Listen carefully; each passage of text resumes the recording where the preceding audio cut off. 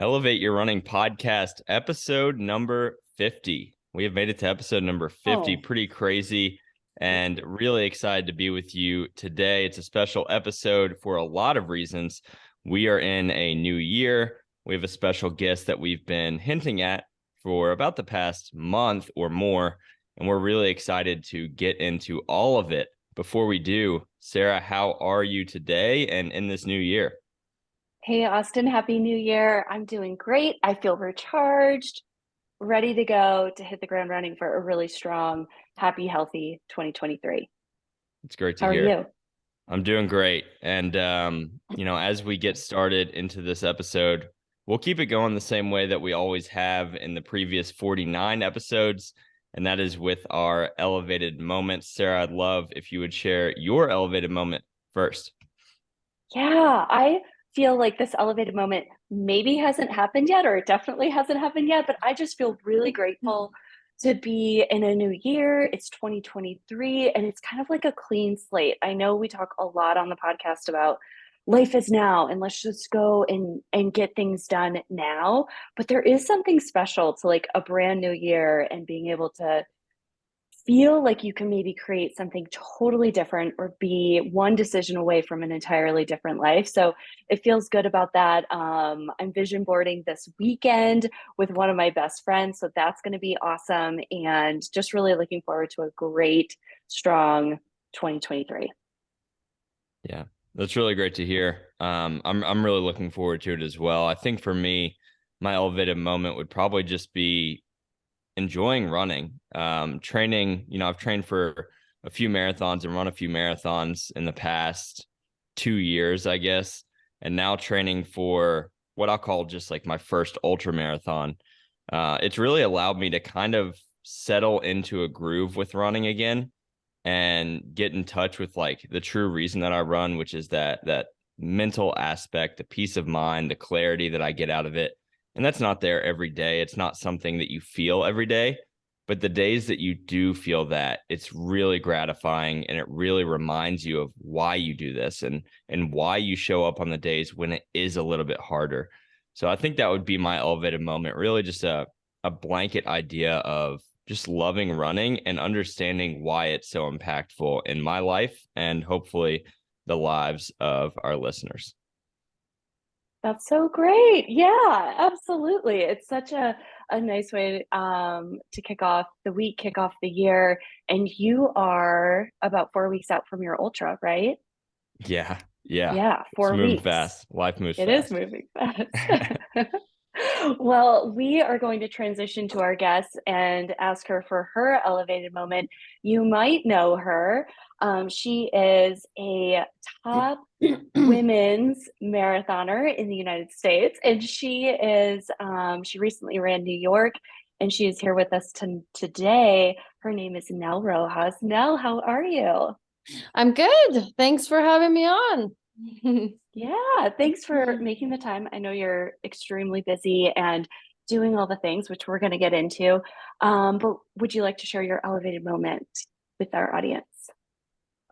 Um, my elevated moment of the week, well, it's only Tuesday, but I bought tickets to go to Kenya yesterday, which was really hard, but also, of course, really exciting and has me like, I have like so many things going on in my head right now, for so many different reasons. But ultimately, I think it was like the total right decision. And so working through all that stuff was really fun and exciting. Oh my gosh, that's amazing. And you'll be going, well, do you want to share with our audience like why you're going to Kenya and what's behind that trip? Um, so obviously for runners, like I think Kenya is people are very interested in it because Kenya has so many phenomenal, the best runners in the world. And so I think going down there to like learn about their culture and especially being immersed in their running culture is such an amazing opportunity. And so my friend Matt Fox at Sweat Elite, he puts on a camp apparently every year. I have like, and then like my good friend Luis Orta always like puts on like, I don't know how many camp. He's like always in Kenya. And so finally, you know, I was like, I really want to go over there and I want to like check it out and see what it's like and like meet people and, you know, like almost just like scout it out to see like, you know, if that's somewhere I'd like to train in the future. And but you know, I don't know if there's ever a good time to like completely derail your training and your life. And you know, I spend a bunch of money. I'm also paying for one of my really good friends and photographer slash neighbor to come with me because I think he does such a beautiful job of um, telling a story about your experiences and in life. So, you know, it's part to like just explore and have a self journey and part to train and part to connect with people. And so all around, it's going to be really cool. That sounds amazing. And I'm really glad that you made the decision to go. And usually, yeah, like sometimes those trips or those like you're one decision away from an entirely different life. Please don't leave Boulder. Please don't leave Yeah. coaching. But like that's gonna be an amazing experience for you. I'm really excited. Yeah. And I think like, you know, for me, there was like all these hangups that I was just like getting stuck on, like coming back, like the travel, how much it would like beat up my body, building into my spring marathon, you know, like the possibility of getting sick, spending a lot of money, and you know, spending time away from my gym and my coach and my boyfriend and all these different things. But like I keep telling myself like there's a reason you're going, and like the more like energy and money and stuff you spend on these amazing things, I think it'll just like my experience in the recent past is like it just like rolls on each other, like it opens up more crazy amazing opportunities. So I'm just like kind of like on a roll here where I'm like I'm just gonna go with it. That's awesome. And I'm a big believer in that too. It's like you're creating this momentum, right? And it's just building and building and building, and you're going to be able to create something totally different there and hopefully create some magic and not get sick and come back like, Yeah. elevated for, a spring marathon and anything else that you have planned for the year. Exactly, so it'll be And good. I love it. Well, I want to go back to the beginning. And I gave a very short introduction to who you are, and there's so much more to you. But would you like to share with our audience, like, who is Nell? um I am a coach, and I run, and I'm from Boulder, Colorado. I grew up here. I've had a very fortunate life where I have an amazing family who has taught me the importance of traveling and being open-minded and uh, doing what you love to do and, you know, being supported and striving for my goals. So I'm really lucky and I got to be in this position where I'm a professional marathon runner. That, you know, I kind of knew would happen, but also like find myself here, like, I don't know how this happened. And a dog mom and yeah, all of the above. Nell, I really think your background in running is really special and an influential part of your story. Can you tell us a little bit about your dad? I know he's also your coach. Just tell us a little bit about what that was like growing up with running, already such a central part of your life. Mm. Yeah, I feel, you know, it's basically I grew up, yeah, in Boulder, and my dad came to Boulder to run with Frank Shorter. And I I don't know. So my dad still has the mile record in New Mexico for high school students. And so he was a very talented runner early on, but he's also very, very smart. So he's also coached himself since he was in high school, along with like his teammates. He's got a lot of really good stories about that, coaching Tony Sandoval, who was an Olympian and an amazing runner. And then he went to Harvard, ran for Harvard, and then he ran for Nike post-collegiately. He also worked for Nike. And so he has this really extensive background in running, came to Boulder to train with Frank Shorter and a couple other people. And really, he was smart to stay here and grow a really successful coaching business in the 80s. And so growing up, I was born in 1987, and there was always runners around. We were always like, I basically grew up like playing on the pole vault mats. I was never forced to run. Like I didn't really run until I decided I wanted to run the Boulder one year. And so I did like a middle school training program for that. But you know, I was always very proud of my dad for being a great runner. And it was really just winning the Boulder. That's all I knew, because that was like a big deal where I'm from. And yeah, I have two older brothers. We're all runners. I coach one of my brothers, and he's very talented, probably the most talented of the kids. Very like thin, lean, has like the perfect build for it. And then my other brother, you know, he also runs every day, not seriously, but a little bit more of a stockier build. And, you know, my mom runs, she's 75, but she still runs. And my dad can't run anymore, but yeah, we're just like a running family. It's like ingrained in who we are, and we always will be. Yeah, and I can say from the short time that I lived in the Boulder, Colorado area, the Boulder is definitely a big deal. And it's something that I can understand that was a big deal for you growing up in that area. One thing I'd be interested off of, you know, some of those things that you were discussing is what it looked like for you, understanding you mentioned earlier that you kind of always knew that running was something that you could pursue or potentially would pursue, and that it was a possibility, potentially a good possibility, that you could become a professional runner like you are now. Was there any resistance to that for you? Because we know that you're a very great athlete, and I'm sure that running was not the only option.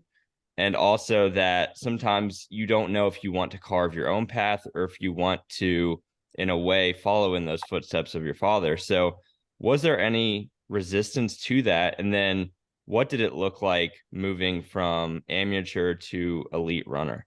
Mm-hmm. I was always very highly motivated as a kid to, you know, I started running in middle school on my own accord and was always very motivated to do well. And I think that's because I was like pretty good at it to start. And then I also played basketball, which I was like, you know, I was one of those kids that would like practice for like, you know, 3 hours a day on the weekends and do like suicides on my own. And so I was always very excited to like try to be like a professional runner. You know, I didn't really know what that meant. Growing up, it just means Olympics basically. And so there wasn't I think I was lucky that my dad did it and my mom did it very smartly. Like there was no pressure from them.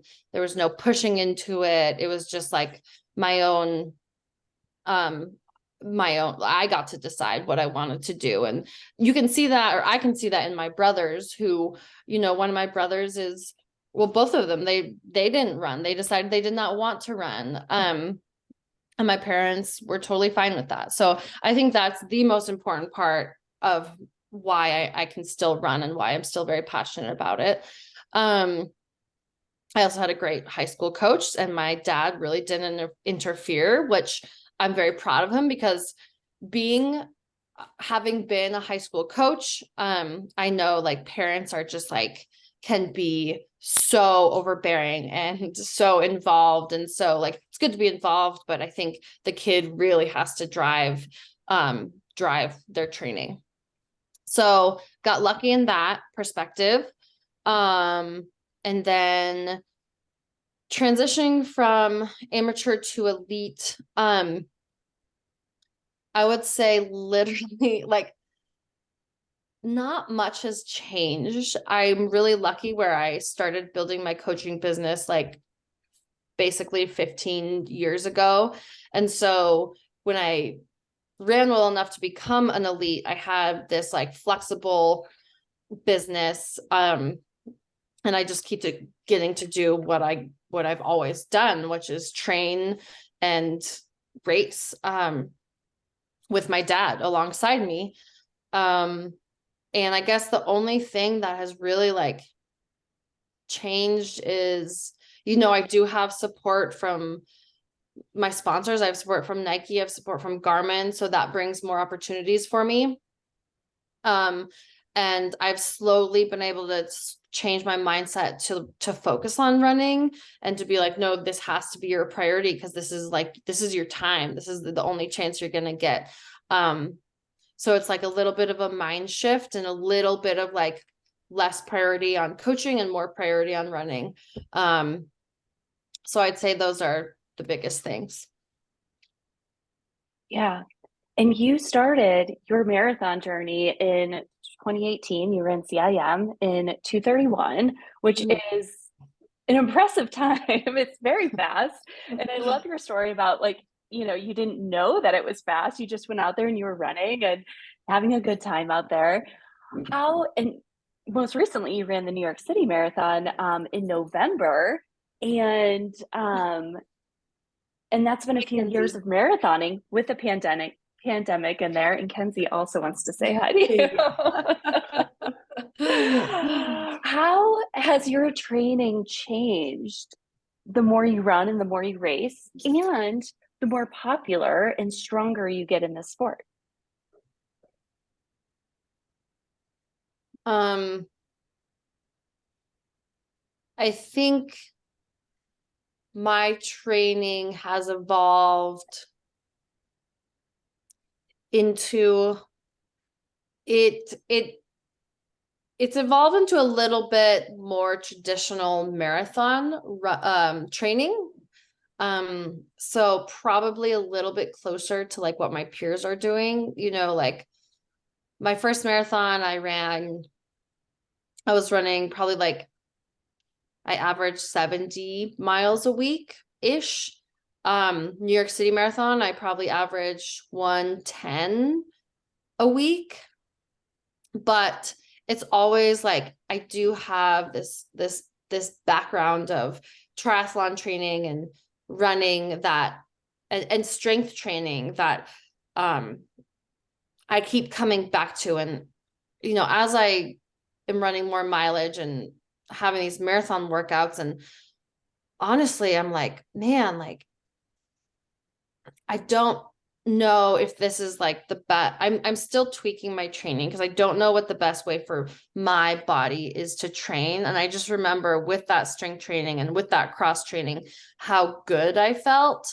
And so every cycle I kind of like almost I'll like back up a little bit.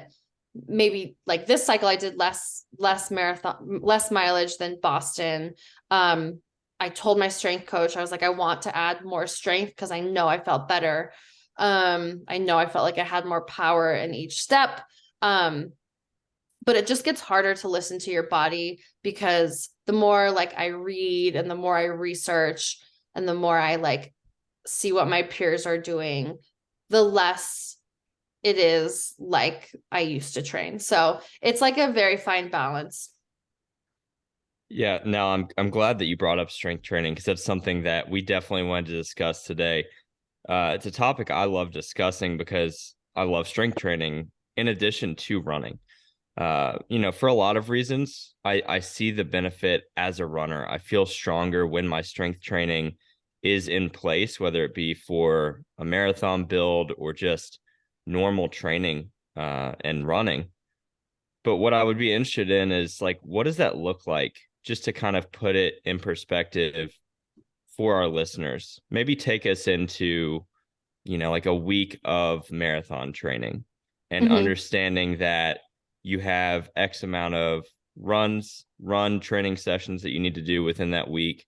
And you have X amount of strength training sessions. Can you just kind of like talk us through what that approach looks like and some of the, I guess we can call them best practices. You said you're still refining your approach, as I'm sure that many athletes are. I think that it's probably a challenge to see like what works for someone else and to have to ask that question of, is this what works best for me?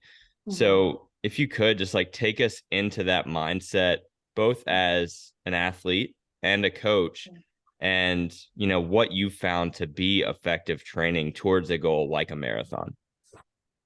Um, yeah, I think it is tough. I think being a coach is actually good for being an athlete because I read a lot, I research a lot about any aspect of training.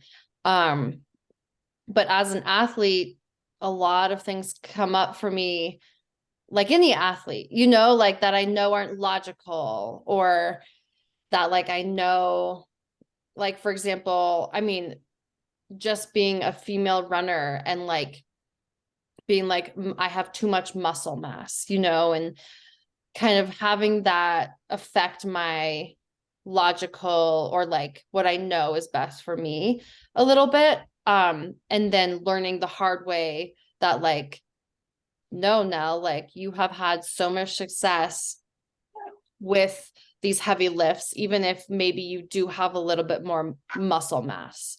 So it's like being a coach and an athlete is a good balance between like checking myself and being like putting my emotions too much into training, if that makes sense. Yeah. But basically, you know, during the off season, which there's no off season anymore. But like right now, after New York, which was, oh my gosh, it was like 6 weeks ago or something.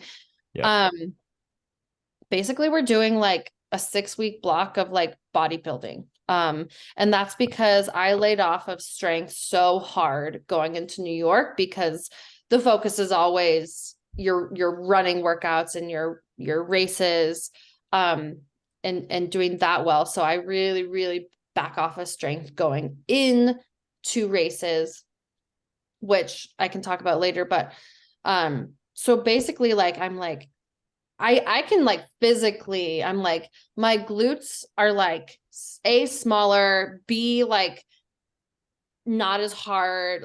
Like I can physically tell I am like weaker. Um, and so we're doing like 4 days a week in the gym. Um, the first day is like basically prepping me to for plyos. So it's prepping me so that I can really, really, really take advantage of plyos a little bit later on in the season. So making sure that like my lower legs are like strong enough to use the plyos and do the plyos, and B, just like ramping up that stiffness. So that's the first day. The second day is going to be like hard deadlifts slash like glute heavy work. So like reverse lunges, maybe some can't even remember what they're called right now, but hip thrusts kind of deals. Right. And then deadlifts. And then the third day is going to be that's going to be like an isometric heavy day, where I'm going like max effort, and that's more for like my tendons and ligaments. And then I have like a lower body slash rotation slash core day. And that's just how we set it up. It's just like how we arrived. Yeah. But right now it's pretty heavy. As I start, probably I'm going to start my marathon build in mid-January, we'll start like we'll stop the bodybuilding and kind of like keep reminding my body of that, but go more towards plyos, and like more running specific lighter work. Yeah. Yeah. Thank you so much for kind of laying that out for us. And I think for our listeners, it may be surprising to hear like the emphasis that you were placing on heavy lifts and really, the power output that comes from a lift, for example, like a deadlift.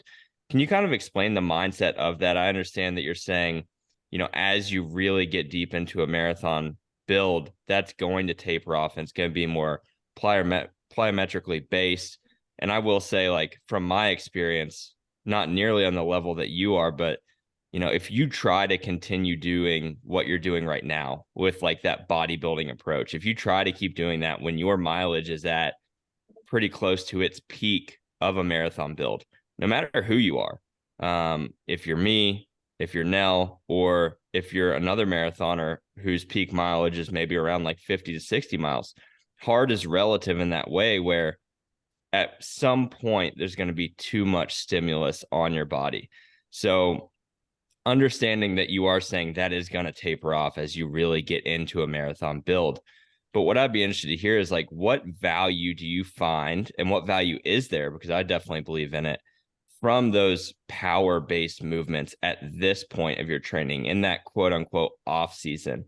What kind of value do you find from that, both right now and as you get into those dense mileage weeks in a marathon build? Yeah, I think, I mean, definitely setting your body up for being as robust and healthy as it can be when you're going to be pounding all those miles out, I think is the most important, so you can stay healthy and stay consistent, because you need more stimulus than just running to be strong enough to actually run, and for your ligaments and tendons and bones to be strong enough for all of that pounding. So that's like first and foremost, is just like setting your body up to be good enough to run.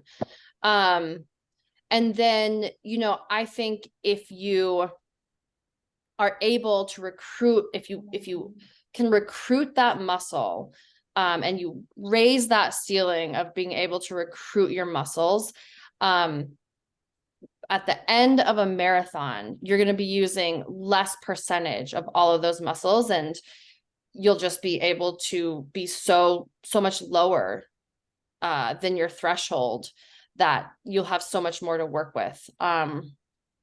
So that's the theory there. Yeah, I definitely relate to that. Like, I think I've mentioned this on the podcast, or at least I've talked about it with Sarah, when she was coaching me for a race where, when you start to fatigue, you find, and this is kind of a bodybuilding term that I'll call upon, like that mind muscle connection of being able to recruit muscles that maybe have a little bit more power in them, because naturally we're going to favor specific muscles. And if we favor them for too long into a race, they're going to fatigue. And then what do? Can we call upon those other muscles? I like to think about like often forgotten muscles can be like a hamstring, because you're not looking at your hamstring when you're running. It's on the back of your body. And that's something that can easily be neglected unless you've activated it through those movements. So yeah, I think that's a really valuable conversation to have, and something applicable for our audience to hear. Let's take it from the perspective of someone who maybe hasn't incorporated that level of strength training into, their running, into their athleticism, into their goal of running a faster marathon. Maybe you work with athletes who are in that same boat. What do those conversations look like, and how do you kind of explain that at a granular level for them, not only so that they can see the value, but also understand the next steps towards stronger running?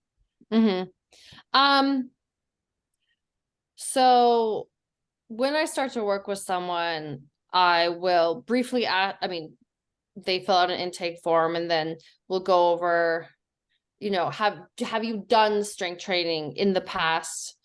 Yes, no, a little bit, usually not consistently. Some people have, and I'm delighted. What's your history of injuries? Usually there is one, whether it's stress fractures or whether it's shin splints or Achilles or plantar fasciitis.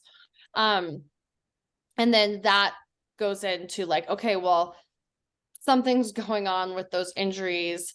If we're going to build your mileage, and almost always with me, people are going to slowly build their intensity, because I find a lot of runners, especially marathon runners, don't do a lot of intensity, or they do a lot of just marathon pace, which for like a novice runner or beginner runner is usually just an easy pace, so there's not a lot of intensity going on. So if they're having these injuries, or if they're even not having these injuries, I'm like, look, for you to get faster, we're going to have to build volume and or intensity. And so we're going to have to make sure that you can do that healthily, or it's not going to work, or you might as well just keep doing what you're doing, because you'll be better off if you can't do that healthily. So, that's the most important thing. The other thing is like, a lot of people are concerned about their running form, like, what's that look like? Am I overstriding? Do I have enough hip extension? Well, I think strength training is a great way to start bringing all of your joints into running, and making sure that all of your joints are as strong and robust and they can move correctly as possible. Because if you don't open up those joints and have strength through that range of motion, you're just not going to be able to run and keep your form, or have great form, especially at the end of a marathon. And then I guess like I coach a lot of women, and I think like I always say, like, look, as you get older, like, your bone density is like of the utmost importance, and also your hormones, and lifting like helps your hormones and helps your bone density. So that's the reason in itself. So I think those three things are kind of what I would talk someone through. Yeah, it's all really important, and it's something that we all get to do as athletes. And if you're in a situation where you're not doing it, invitation to just take one step forward and start with one or two moves. We've spoken with Jason Fitzgerald, who's been on the podcast, who gave some really great examples. And now you've heard it from Nell. She also has some great examples once you get into strength training. So it really is a needle mover. And I'm really excited because we've started a strength program, and just getting back into the gym and doing some moves that I haven't done in years has been awesome. And it's so great to just feel like you're making progress in the sport. Awesome. Yeah. And I think it's really hard because there are actually a lot of really, really great coaches. Like I think Steve Magnus being one of them, who's a big name. And then, the other coach I've been listening to podcasts and reading a lot about is Olaf Alexander, who coaches the best triathletes in the world right now. Neither of them believe in strength training. And I think that that's okay. I think they might be, I think especially like someone like Steve Magnus, who's like, that's not going to make you a better runner, might be looking at, an elite athlete who probably moves very, very well, like, and probably, might be naturally just like very light on their feet. And so I think some people, elite athletes who are freaks, I don't want to say freaks, but they're not normal, they're not like someone everyone can compare themselves with. Maybe they can get away with not doing strength training. But also like it's probably a ticking time bomb of when they're going to get injured. So yeah, that's kind of where I'm at with that. It's really interesting. Sorry, Tara. Um, Yeah. just really quickly, like, that's a really interesting perspective. I think it's far too easy in some of these discussions to say that you have to be all of a yes or all of a no in terms of like, do you strength train? Do you believe in strength training? Mm-hmm. I think you'd be hard pressed to have the argument that even the most elite athlete, like you're talking about, Nell, who probably just have that natural stride and efficiency as a runner, it's hard to say that they might not be able to find a 1% better from strength training. Even if it's not a 1% better, is it that they're healthier, that they're more resilient to injury, that Mm-hmm. they can train harder in running because they've incorporated strength training into the routine? Mm-hmm. Maybe they're like, especially for men, their testosterone is higher because they're strength training. I think it was Meb who, I think at Boston, he came in like second a couple times and third. And then the year that he won, like the first time, he like started deadlifting and he like maxed out his deadlift at like twice his body weight or something. And that, like, he talked about that contributing to his performance. Yeah. Yeah. And So, you have an example like Ryan Hall as well, who, mhm. I believe he had to end his career relatively early because, like you mentioned, with like the testosterone and the hormones, that strength training does play a really large role in those things. And if we're only looking at like mileage in a week or what we're getting out of run training and we're not viewing what's happening from the inside out, then we could be overlooking a really important factor in not only success, but continued success. Mhm. Yeah, and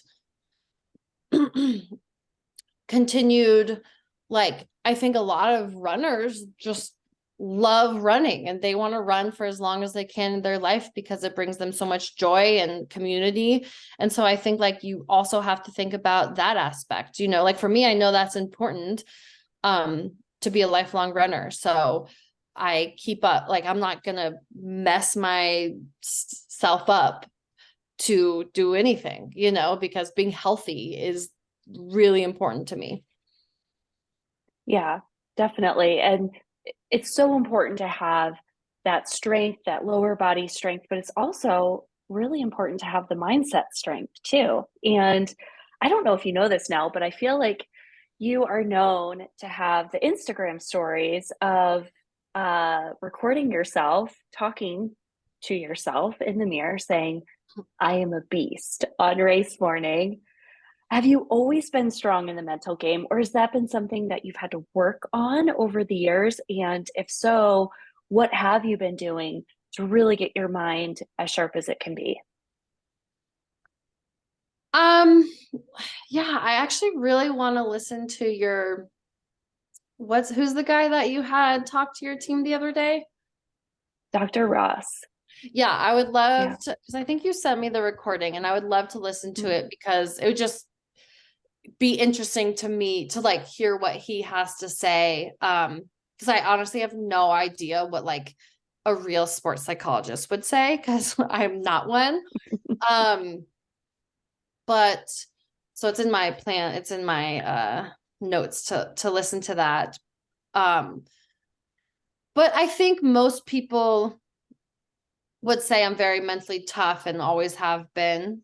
Um, I don't,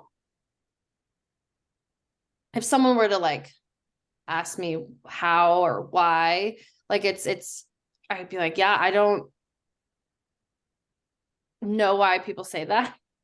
But recently I have been like, okay, maybe I am. And what are the reasons why? And it's just been a natural thing that I've always built. And I think a lot of it is because I grew up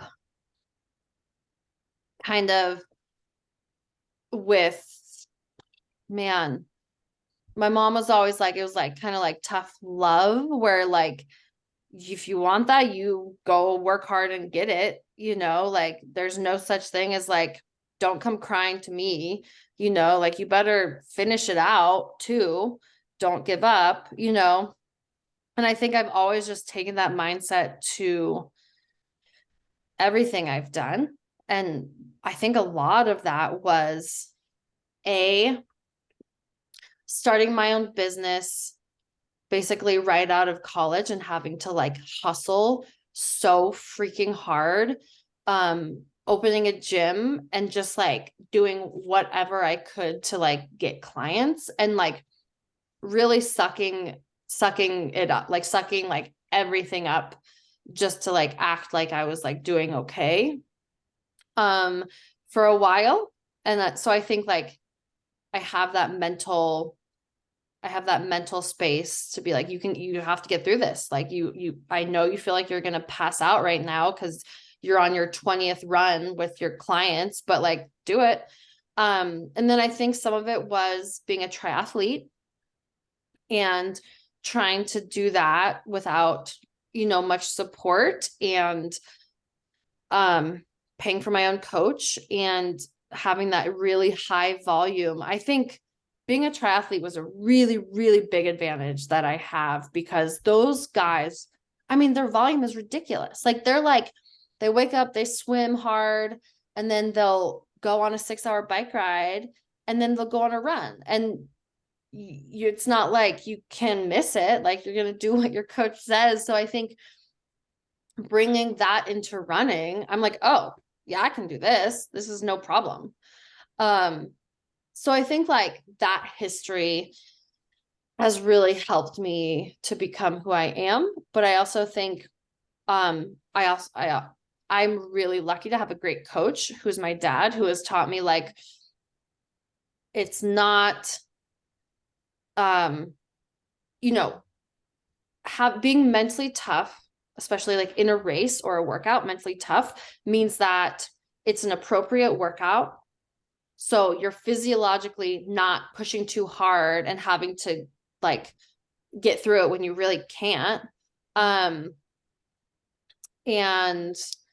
having goals that are appropriate. So you're not like being demoralized every time you race because you have inappropriate goals. You're making baby steps up and you're happy with that. And yeah, I think it's just being very smart at training sets you up easily to be mentally tough. Does that make sense? Yeah, I mean, it does. With Chicago prep that you and I went through, we had very realistic goals, and the track workouts were great because they were progressive. And I remember the first workout, I think I did 3 by 5 minutes at goal pace by myself, and it was extremely hard. Like, how am I going to do this? And yet, over the course of the 12 weeks, we were able to get it done and still have a really great race. And I know that the workouts prescribed, like the progressive, like let's just ease into this, it doesn't have to be hard for every single set, or it doesn't have to be 20 reps of something, or even 15 or 12. Like let's just do 8 or 10. It really does set the athlete up for success. Now, Dr. Ross mentioned he was on the podcast a few weeks ago, but he was also part of an info session with the Elevate athletes before the holidays. And he said that the elite athletes are at the elite level, like, no doubt they are talented. They have, they have the genetics to be running that fast, but they also have the strongest pain tolerance out of any athlete out there. So with that, and you've run a handful of marathons, what does your internal dialogue sound like when things do get hard, or you start to go in the pain cave when you're in a marathon or in any race? Yeah, that's interesting. Because I mean, I don't know if I would consider myself to have a more pain tolerance than any of my runners, really. Probably some of them. Yeah. But I don't know. That's hard to know. And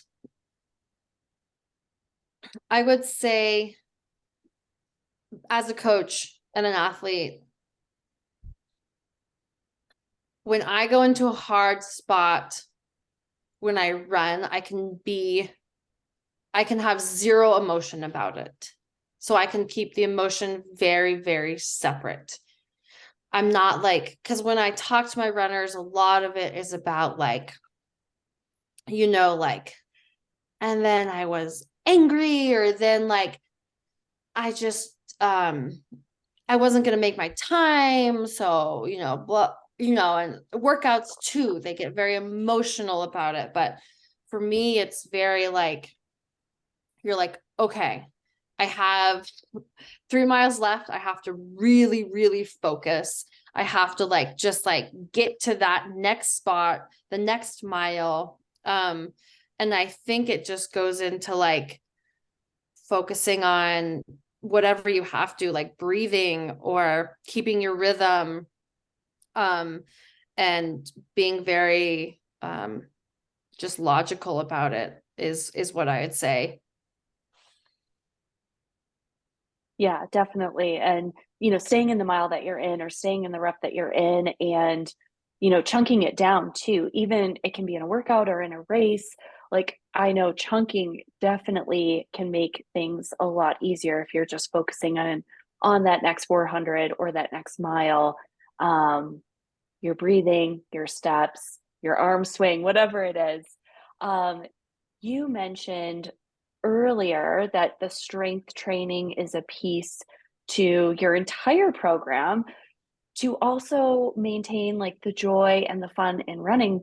How do you keep that joy and fun in running when you are running 115 miles a week and you are strength training and you are coaching and you're doing all the things? Like, how do you balance all of that and how do you keep it fun and avoid the burnout? That's a good question. I,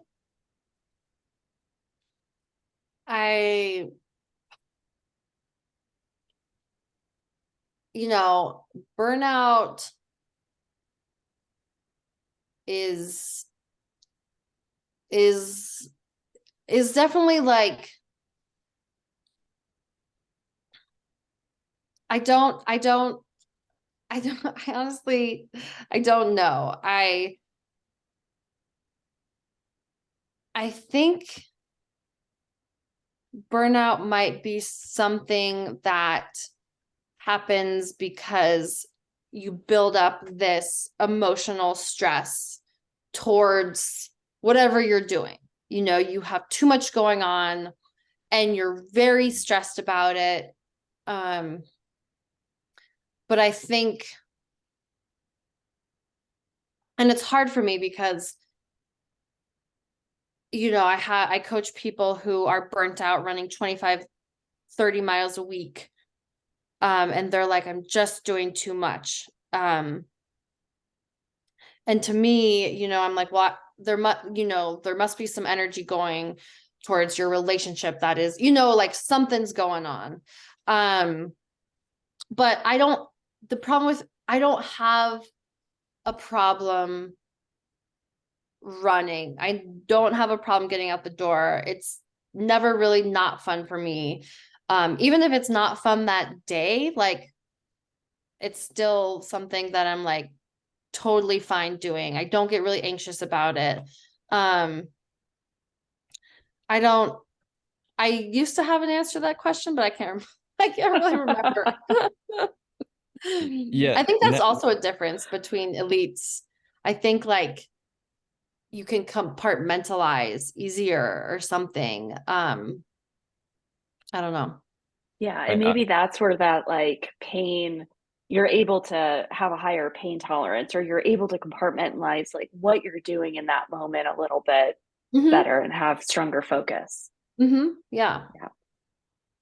yeah. And I really love that we could kind of hear your thought process with that. Like, this is not an easy thing to think through. Like, when we're really getting metacognitive with some of these things and thinking about where does our mind go when things get hard, it gets hard for everyone on this podcast and everyone who listens to it, whether it be hard because the running is presenting the challenge or other areas of your life are exacerbating potentially the stress that's happening physically and mentally. And Mm-hmm. I think, for me, and Nell, you may relate to this as well, it's almost like when you're in that tunnel vision focus toward a goal. And you're very like grounded in the fact that this is who you are. Like I would assume that running is a part of your identity. And that's something that you enjoy. Like you love running. It's something that you want to continue to get better at and see if you can reach that ceiling of your full potential. So, to put in the work even when it's not comfortable and when maybe emotionally you're hearing that you don't want to do it, you can almost ground yourself in the understanding that this is worth it. This sacrifice is worth it. And I think to an extent, I kind of relate to that. But for me, it gets hard when those other areas of life come in to play. And you realize that the sacrifice that you're making is not your sacrifice alone. And it affects other people and it affects the way that you function in other areas of your life as well.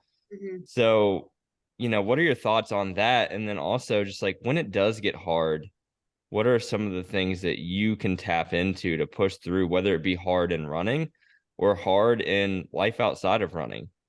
Mhm. Um, I think you said like one of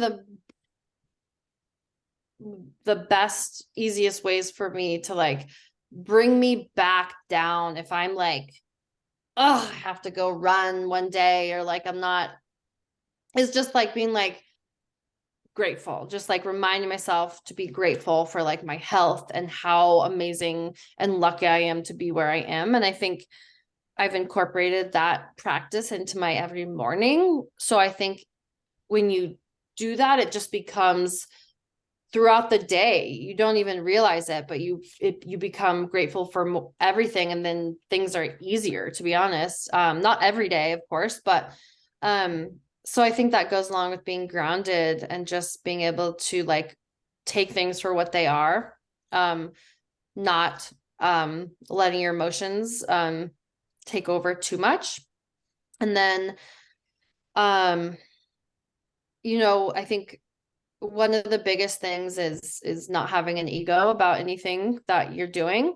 That goes for coaching, that goes for running, is really important because then that frees you up to just like listen to your body and do what's best for you. Yeah. One of the things that I really enjoy about you, Nell, is that you don't have an ego. You're very down to earth and you're just like a regular athlete. Just Thank you. a I lot hope very so. fast. And leading into New York, you were raising funds for the Running Industry Diversity Coalition. That is an organization that's committed to racial justice. Would you like to explain a little bit more on why you wanted to fundraise and anything else that you want to share about that organization? Um, my main, it's a fairly new organization. Started in the pandemic, and I think it's very like it's just getting off the ground, and it has some good goals of basically starting with research and like uh what the trends are with people of color in running.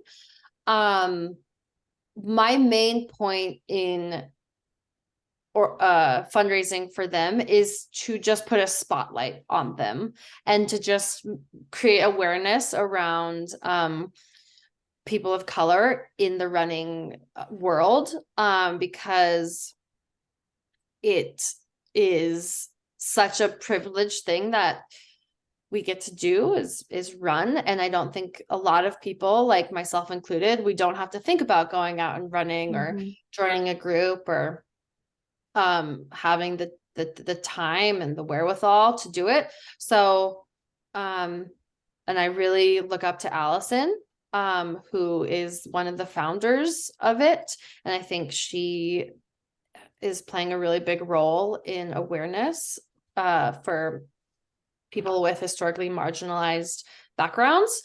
So that's why I fundraised for them. Yeah, it's a really important topic. It's an important conversation. Like, where have you seen progress over the last few years for running inclusion? And where do you still think, like, what progress still needs to be made? Well, I know like big companies who I think really need to have a lot of involvement, Yeah. are being forced to be more aware and be more inclusive. I know like I went to a Strava camp last summer that was all about inclusivity in running, and not only like um diversity in running, but being inclusive to create a space that everyone feels very welcome. So Strava is super big into it. I know Nike has a program right now for women of color who want to make the Olympic trials standard qualification. And I think, they're getting all these resources, and I think that's really important.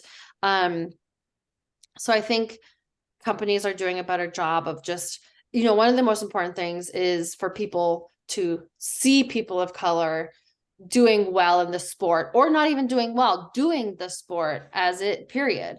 So that, most importantly, kids who are growing up can see that and can feel like they can do that. So we need to see more people.